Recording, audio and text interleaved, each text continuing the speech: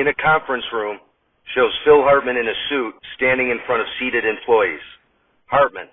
Okay, team, here at TERF Corp, we of course are committed to gaining on the Nerf brand in the children's toy gun market.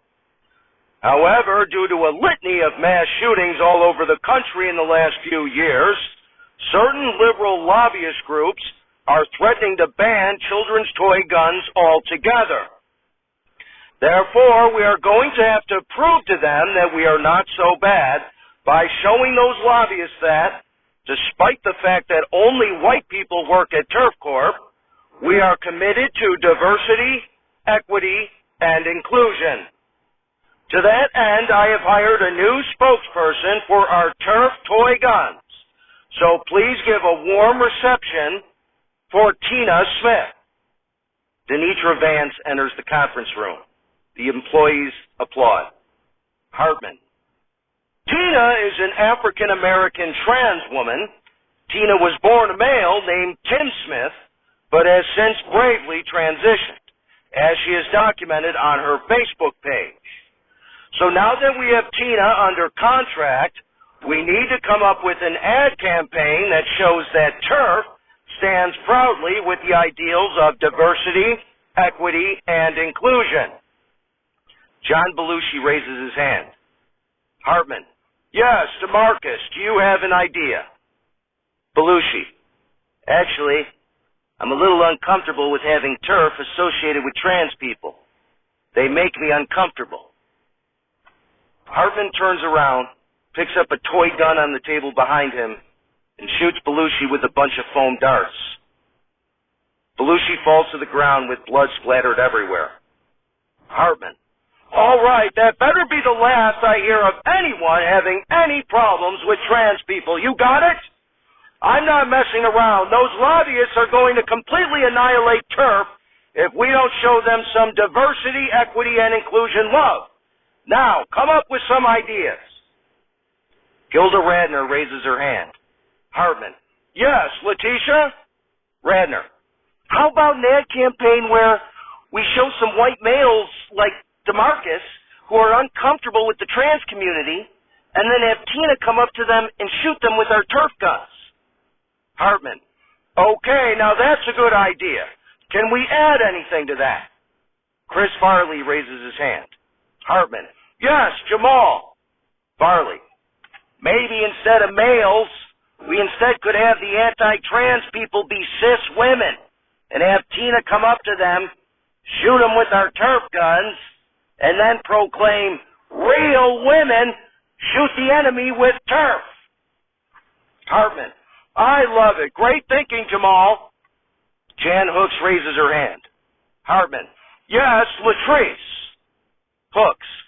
As a woman and a feminist, I'm a little insulted that we would have a trans woman shoot at cis women with the tagline being that she's the real woman. Hartman aims the TERF gun at Hooks. Norm MacDonald stands up and says, Now wait, Tamar. Don't shoot Latrice. Hartman. Stay out of this, LeVar. MacDonald. Now wait just a minute. My understanding is that women, like trans people, have been and are currently discriminated against. Perhaps we would be sending the wrong message by shooting women with the toy guns.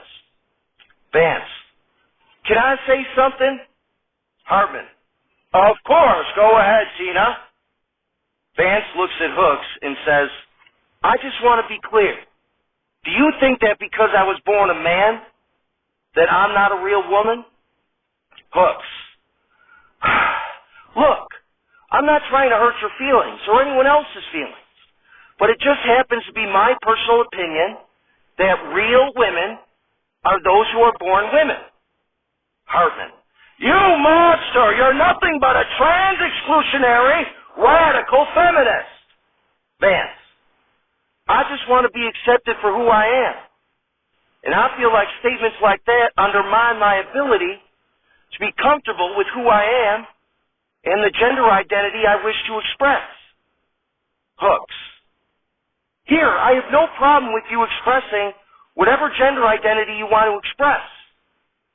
But instead of expressing your gender identity and letting the chips fall where they may, you seem to also be insisting that everybody else unilaterally accept your personal opinions about what it actually means to be a man or a woman. Vance, so you truly think that to be a real woman, you have to actually be born a woman? Hooks, I'm sorry if that offends you, but yes, I do. Like, what if I told you that race is merely a social construct, and that from now on, I identify as a black person? Vance, first of all, I'd say careful what you wish for, white girl. Wait until you get pulled over. And secondly, I feel like you were culturally appropriating my people. Hooks, well, as a born woman, that's how I feel about trans women. I feel like you're culturally appropriating my birth sex. Hartman shoots Hooks with foam darts from the toy gun, and Hooks falls down in a pool of blood. Hartman, anyone else want to be a hero for reactionary conservatives? Or are you all ready to progress towards making some money for TERF? Radner, let's make some money for TERF.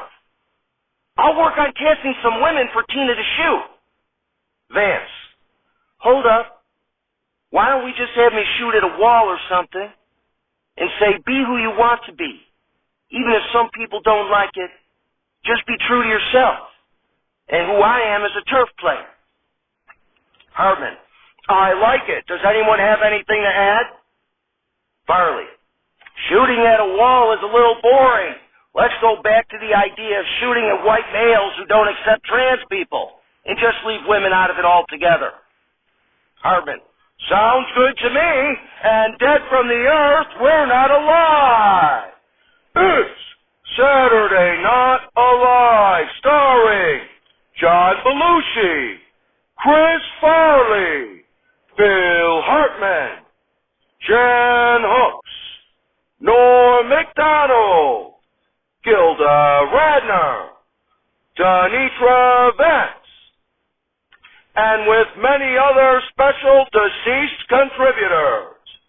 Musical guest, Wayne Swinny, and your host, Broderick Crawford. Everybody, Broderick Crawford. Applause, applause, applause. Shows Crawford sitting in a chair on stage who says, thank you for having me. As a very old and dear and rather rotund friend like myself used to say, and did say when I hosted SNL in its second season in 1977, how sweet it is. I was an actor, ultimately best known for my portrayal of Willie Stark in the film All the King's Men, for which I received an Academy Award for Best Actor. I also achieved recognition for my starring role as Dan Matthews in the crime television series Highway Patrol. Applause, applause, applause. Crawford. Anyway, as I said earlier, I hosted SNL in its second season, and there I explained that at that point in 1977, it had been 37 years since I had been in that studio, and that was back in the days of radio. Now, 46 years after I said that, I'm back on an audio-only program. Go figure. But anyway, in my monologue on SNL, I told a story. I was late for a radio gig for NBC in 1940. I couldn't find a cab, so I had to run. And I ran past security, got into Studio 3B all ready to go, only to be told I was in the wrong studio. By the time I got to the right studio, someone else was doing my lines, and the producer told me after the show I was fired from the radio gig. So I joked in the monologue that after 37 years, NBC was finally giving me another chance. Well, since this is basically like radio, after 83 years, audio only is finally giving me another chance. So please cross your fingers that I don't blow it this time.